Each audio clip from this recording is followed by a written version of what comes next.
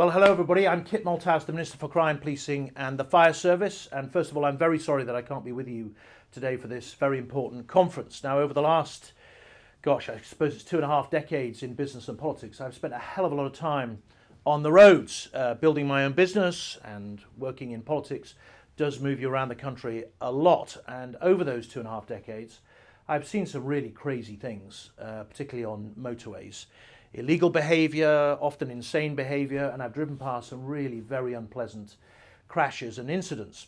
And I've always taken comfort from the fact, in doing so, that you, the traffic cops, are out there, A, trying to minimise that kind of behaviour, but B, willing to deal with the public when they're in extremis and often when they're severely injured. And so first of all, I wanted to start off by saying thank you to all of you for the work you do.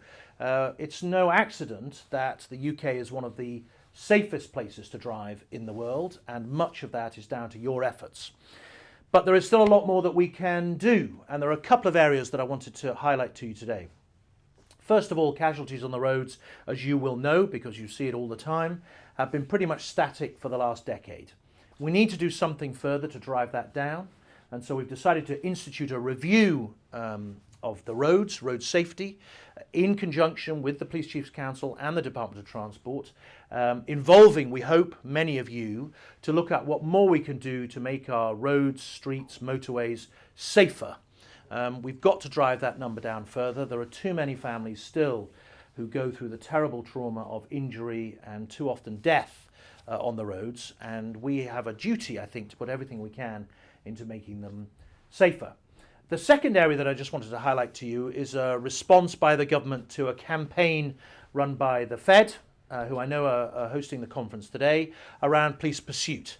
There has been this difficulty of officers who are investigated post a pursuit being assessed as a standard against the normal motorist, which obviously doesn't make sense given the high degree of training and skill that many of you have. Now, we've committed that in the new Police Powers and Protection Bill that's coming forward, alongside the Police Covenant, which we hope will give you the support, you and your families, the support that you need in the future, that we'll be able to bring in a new test against which police pursuit drivers will be assessed to make sure that there is a proper level playing field, if you like, where police officers in pursuit are assessed against similar colleagues with similar standards of training rather than against ordinary members of the public, which we hope will help you in your work and remove some of the risk that you're facing as you do that important task. So I hope you have a really useful day today, a constructive day. I hope to hear from the Fed and indeed others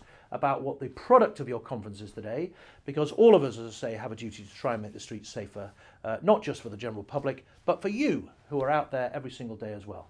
Thank you.